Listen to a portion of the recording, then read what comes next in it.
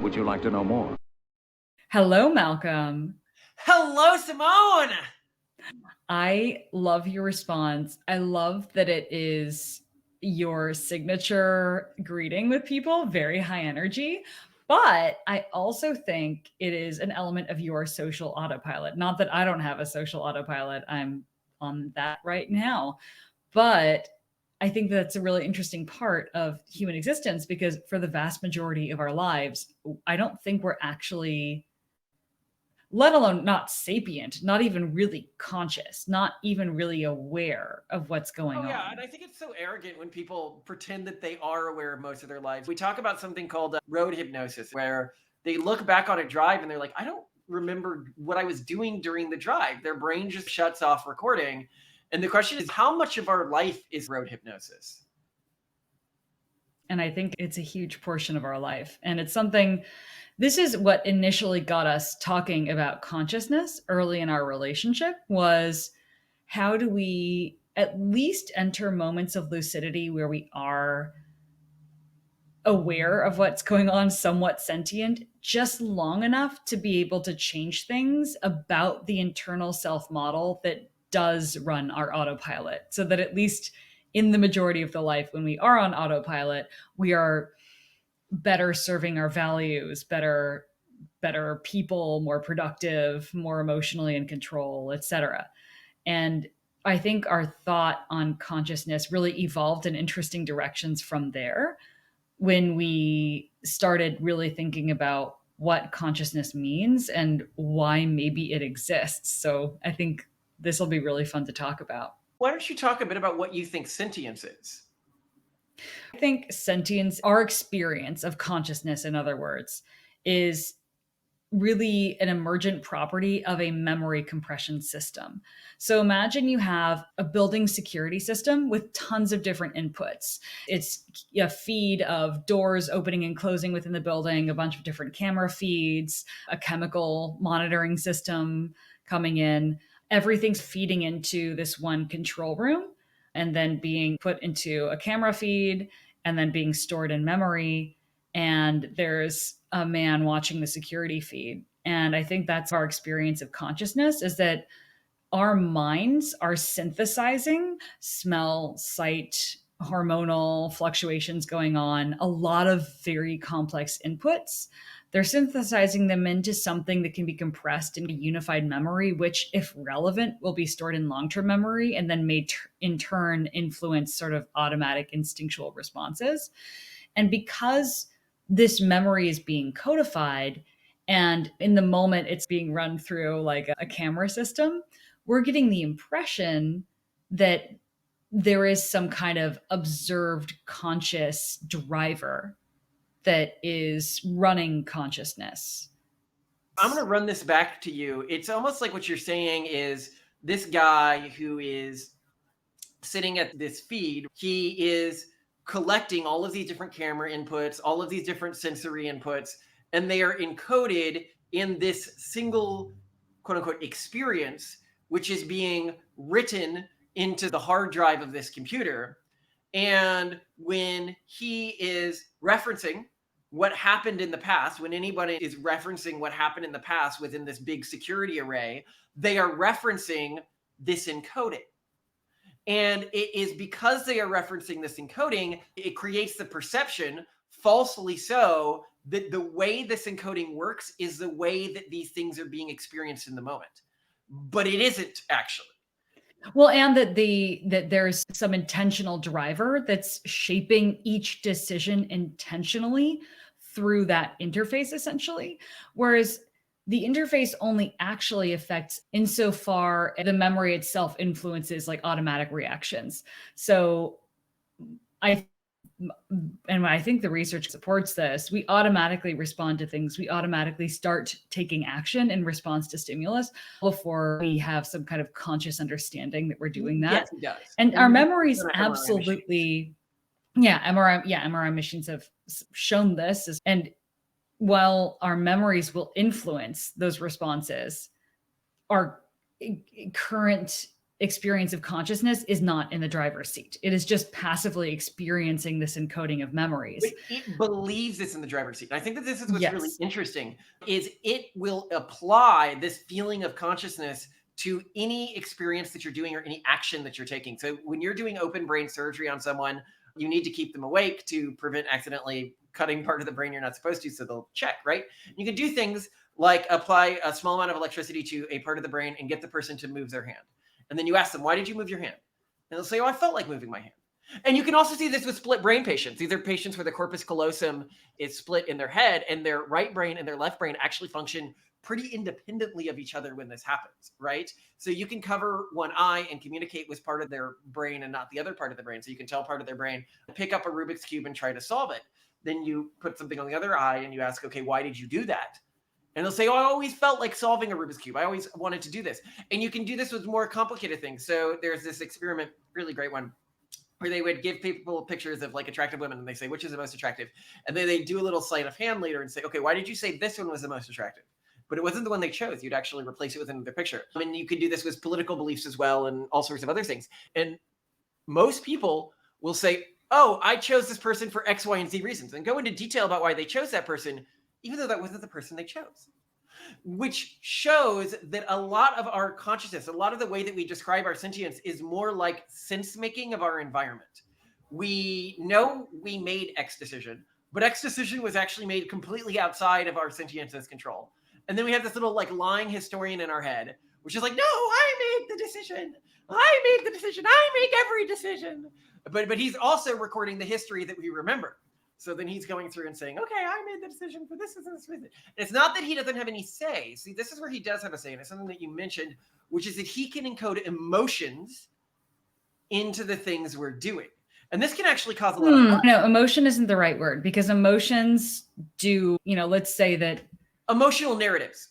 Yeah. So that they can encode positive or negative modifiers and they can shift the narrative. Like they can change the camera angle or add sad music to something essentially to make it seem like a sad scene.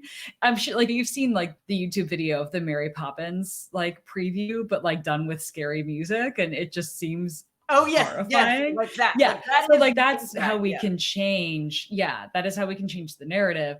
And the first time I was ever introduced to this idea that we take action before we consciously are aware of it.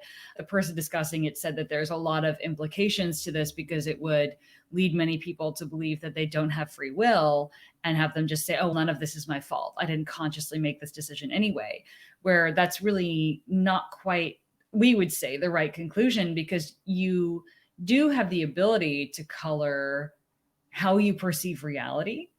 It's not in this kind of immediate non-asynchronous way that you would expect. I would say that this is just the myth of humanity versus the actuality of humanity. And we would argue that we likely evolved this ability because it was like a compression algorithm for communicating ideas to other people. I actually don't suspect that great apes have this sort of internal thing that we call consciousness because they didn't need to communicate these. It's a really good compression algorithm for linear experiences over time. But one of the big lies that happens throughout this process is it convinces us that we are a singular entity, when in fact our brains function much more like we see AIs function with individual instances running.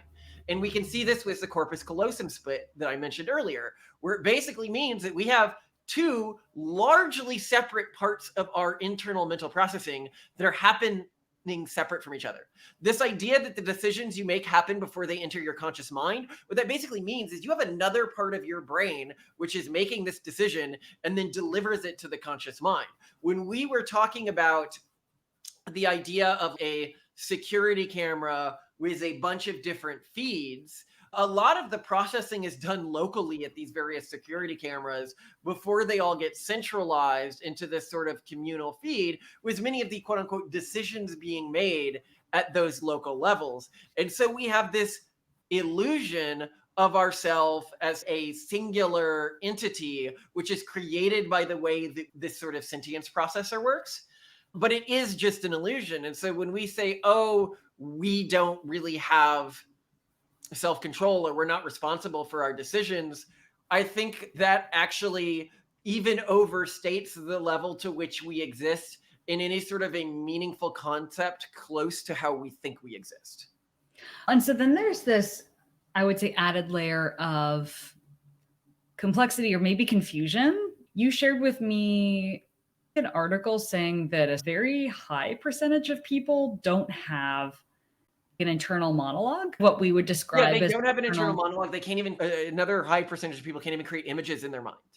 And so what we're even describing as consciousness is also not even something that is universal as part of the human experience, which is Yeah. interesting because I think most of us who experience consciousness as we're describing it would have a very hard time understanding even what that means.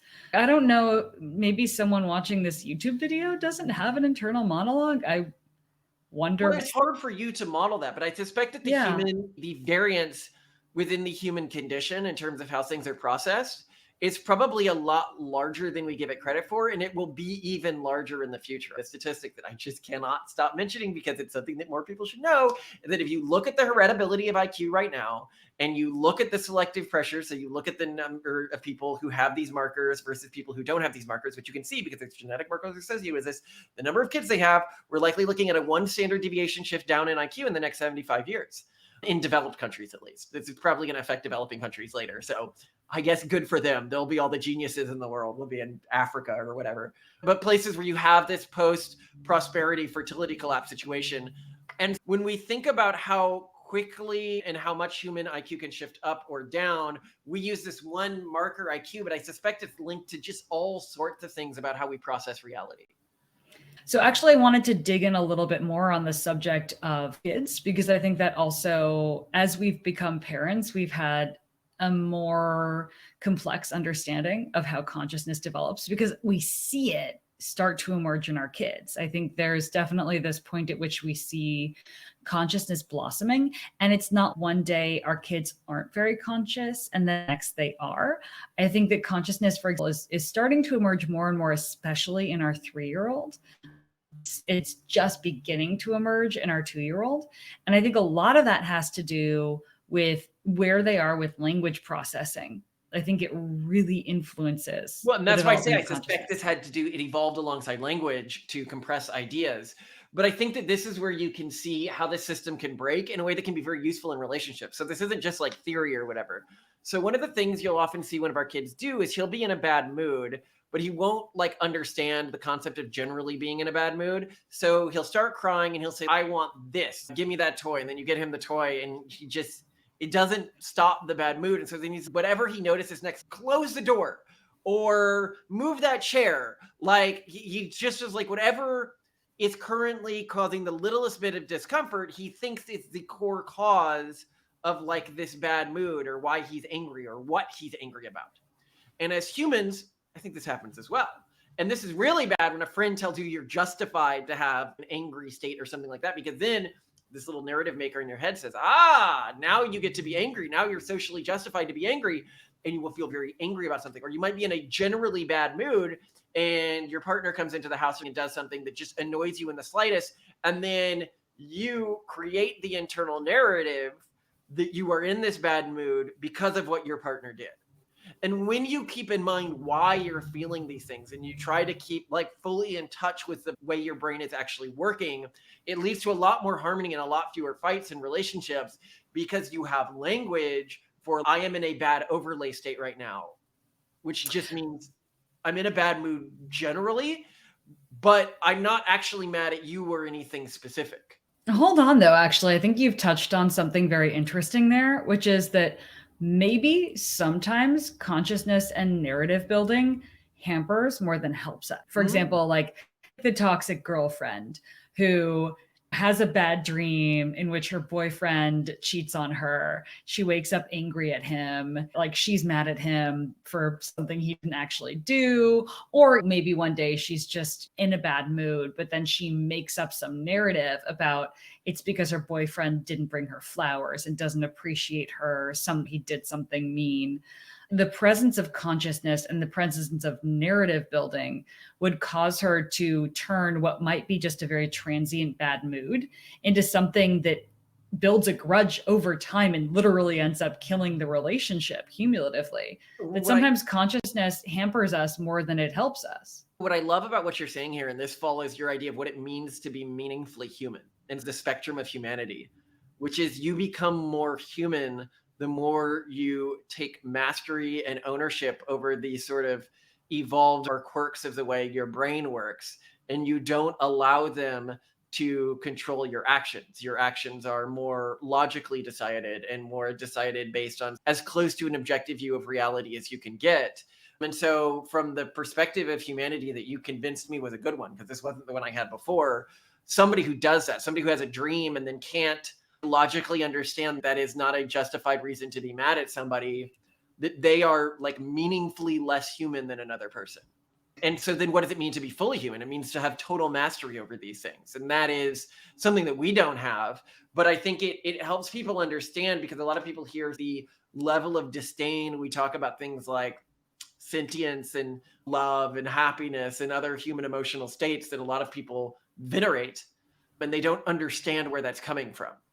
But then wouldn't that make an LM more human than we are? People may not know what A that is. large language model is more sophisticated than we are, and it's also not bogged down by the need for hunger, human failings, hormones, all these sorts of pollutants. Not pollutants, they're very instrumentally useful for biological humans. In a modern globalized society, and often with the type of knowledge work that humans are expected to do, it's pretty counterproductive. Well, and I think that this comes to your goal for yourself, where your goal, an iteration of yourself that is your idealized iteration, would strip out your emotional shortcomings, be they love or happiness or hatred or pain or greed. And I'm not that way, by the way. I am not as bought into this philosophy as Simone is. I would not strip those things away from myself. I think that they add something that I feel illogically, I still think has some value. But I don't know, maybe you feel that way too, and you're just. I'm mixed on it. I'm mixed on it. I'm deeply uncomfortable being human. I really don't like my body. I really don't like being human. I don't like the corruption to our objective functions that human weaknesses cause. But my general stance is, if this is what I have to deal with, if I've been given a meat puppet, I'm going to use it to the max. I'm going to play the game. You've given me a crappy little battle bot. I'm going to take that thing and I'm going to destroy everything, even if it's the worst machinery ever. This is the way she talks about pregnancy. I have a uterus. I am going to wreck that thing. I am going to have so many babies. I'm going to tear my body to shreds. If that's what it was meant to do, yeah, then as a woman, I reach the plains of Valhalla by dying in childbirth. Let it happen. Don't worry, Malcolm. I promise. Such a badass. I will play that clip at your funeral. If Thank you die during childbirth. I really should probably plan that out. But yeah, I feel conflicted. I mean, yes, if this is the hand that we're dealt, I'm going to play it, and I'm going to play it hard. But at the same time, yeah, I really aspire to that. I don't think that has to be me. And I guess maybe it's more AI and machines are my Beatrice and Dante's Inferno, this idealized version of humanity that I know I am not, and that I do not aspire to be, but that I deeply admire. I don't need to become it. I don't need to be with it. I just see it as a better iteration and as naturally and morally superior. Does that make sense? What you hope is to make our kids superior to that. Oh, for sure. But our kids are still biological. They're still human. So I think I'm playing the field. Sure this next generation is going to be the first that integrates with tech. I know you say our generation is going to integrate with tech. I'm sure that AI models will be trained on, if not us, family members or our kids, or a combined version of us, which would be even cooler. But I still think that for a while, we're going to be biologically human and limited by the shortcomings of biological humanity. There's one other element of consciousness that I think you downplay. You used to not downplay it as much, and I don't know why this has changed. Maybe because you're so focused on the role that language plays in consciousness. But I do really think that humanity's focus on modeling the actions of other animals and humans plays a role in our development of consciousness, because let's talk about this model for humanity. Yeah. It's the model of humanity that we use in The Pragmatist's Guide to Life, which is our first book, which is why I don't talk about it, because it's an older idea that I had. When you're trying to model other people's behavior, what you do is you have a mental model of them, which is like an emulation that you're running within your own head of the way that you think that they are going to act and the things you think that they are thinking. This is how you're able to have like arguments with little simulations of other people in your head. You have modeled them and you've modeled you, and you are arguing with this different entity. And I actually, when I was a neuroscientist, one of the spaces I focused on was schizophrenia. And what I actually think that we are seeing when people hear voices is a lower activation of this. Using TMS, transmagnetic stimulation, you can hyperactivate parts of a person's brain. And then if you like hyperactivate the part that's associated with saying letters, right? You like put a letter in front of somebody and they won't be able to help but say it, because you have primed them with a vision of that letter and you have lowered the threshold. I think what's happening with schizophrenia is something similar to that. They have their system that they use to apply mental models to other things gets activated too easily. Like it can be activated by the slightest thing. Like they look in a store window and they're like, oh, that must have been done with intentionality. There must be some like thought process behind the way everything was arranged. Or they see something innocuous in the environment, like a helicopter, and then they are like, oh, why is a helicopter there? Although there must be a person in it. They must be thinking about me. Oh my gosh. Or they begin to hear whispers. This is why whisper hearing is associated with schizophrenia. Auditory hallucinations are much more common than visual hallucinations. Visual hallucinations are incredibly rare.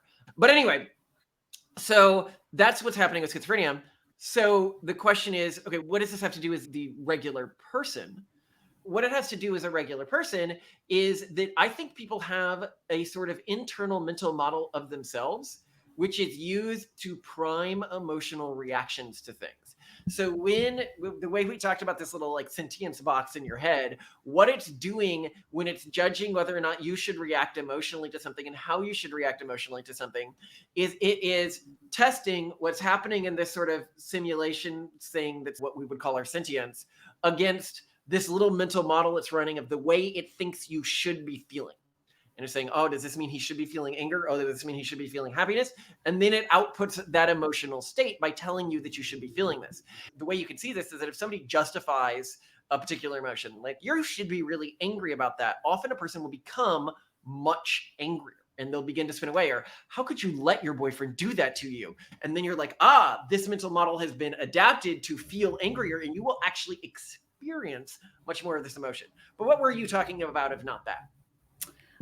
In general, the role that modeling things played in developing human consciousness, that maybe what happened is, one, humans have an evolutionary advantage if they are able to model predators and prey, because then they can anticipate the moves of these organisms before they make them.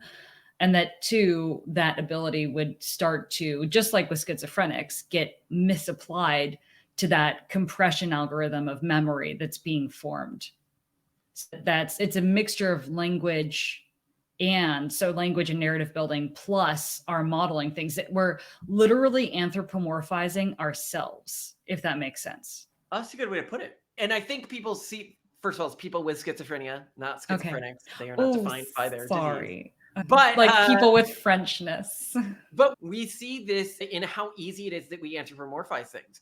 So I think it's very hard to not anthropomorphize like a dog, right?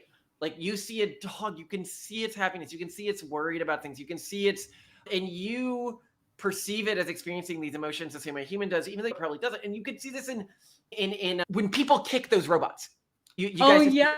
Oh my gosh, yes. I see somebody kick one of these robots and I'm like, I feel so bad for the robot.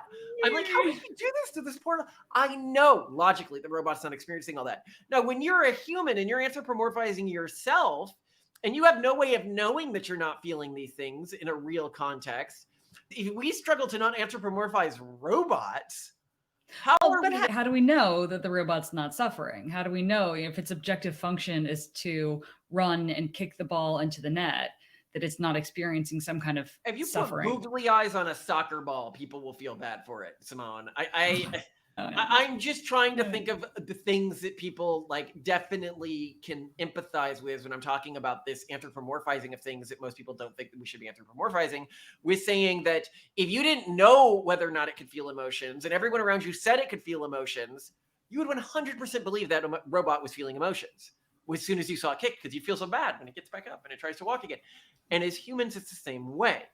If you didn't know, if you didn't have hard proof because you hadn't gone through all the studies like I have, and you didn't know that humans probably don't have full control of this sort of sentient aspect of themselves and is likely irrelevant, you would totally anthropomorphize humans. And so I love this way of doing things, Simone. A very interesting thought on your part.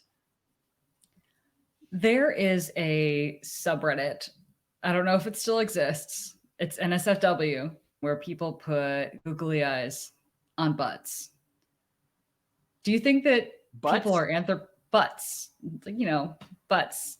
Are they anthropomorphizing the butts? Is that part of what's fun about that? You and I loved. No, it's more me. I try to figure out like what is making people tick behind weird NSFW subreddits, but I'm wondering because that one is an outstanding. We'll do more podcasts on that. Subscribe if that's what you're interested in, is deep dives on why people are engaged. Because that's what the Pragmatist Guide to Sexuality was totally like a meditation on this. Why are humans like turned on? Because obviously we're very interested in the way that like the human mind actually processes things. I left science. Why did I leave science? Because I didn't feel like real research was being done anymore. And I felt like there were specific narratives and it was like toe the line or else. And I'm glad that we have reached a level of financial security where we are able to talk about these things and research these things, because we actually do a lot of independent research, which if you're wondering how we get to these ideas and the data that leads us to get to the ideas, go to our books and that's where we discuss it all. But yeah, I mean, it's really fun. And there are just so many low-hanging fruits because academia is not doing anything anymore or not doing the same level of work I think it should be in these areas. So there's one more thing that I think consciousness needs some credit for, and sapience in general, because I think that an easy conclusion to make from our theories around consciousness, especially we see it as an illusion, is to say the Collinses don't value consciousness. They think it's an illusion, therefore it doesn't matter. To the contrary, I think it could easily be argued that sapience is one of the things that we think is most valuable, most interesting. It's what distinguishes humans from other organisms. It's what makes us.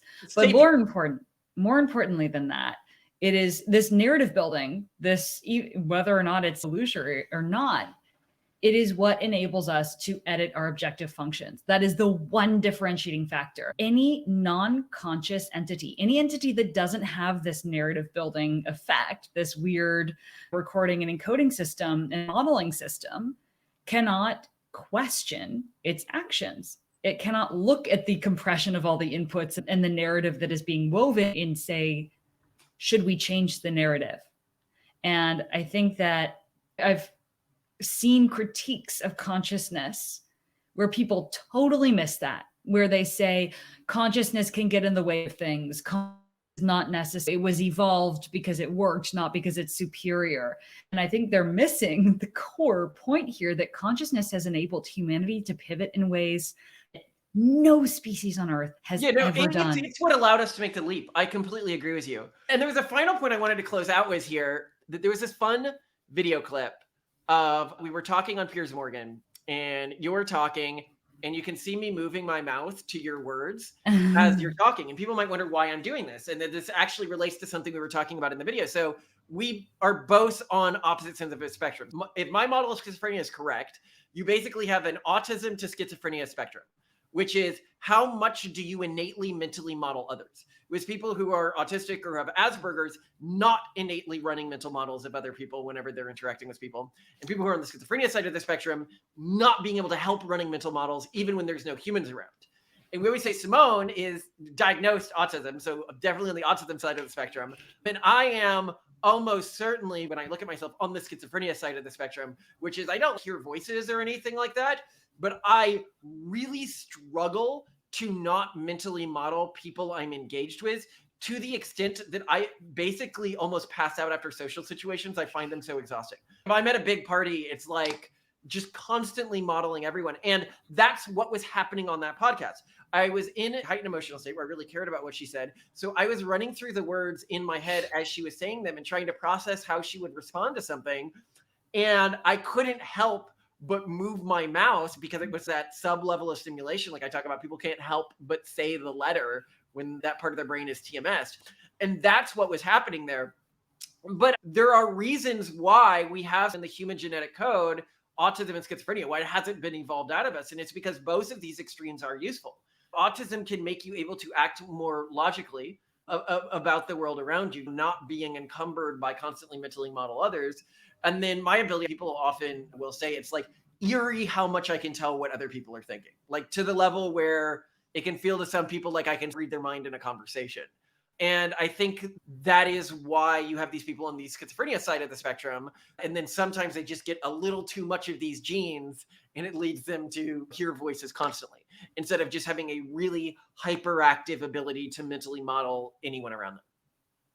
Yeah, no, 100% Malcolm is on overdrive. And then he'll sometimes be thinking about conversations with other people while we're walking. And I can always tell because he gets so deep into them that he's literally like gesturing as like we're driving in the car. He'll like one hand is on the steering wheel, and the other hand is like gesturing a silent conversation he's having with someone he anticipates speaking with in the future, or reliving a conversation he had in the past.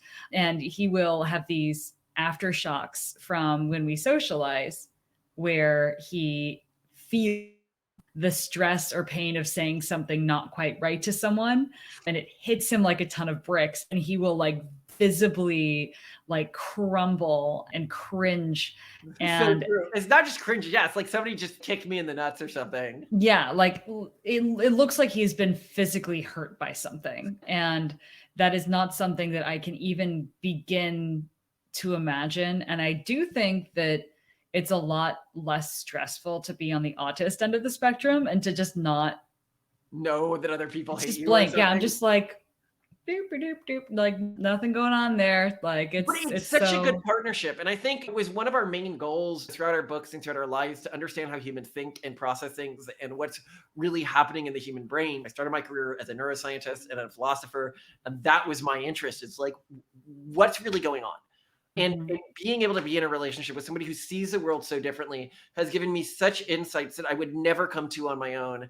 And I just admire that so much about you, Simone. And I admire that you have taken me to where I am, which is somewhere I never could have reached without your guidance.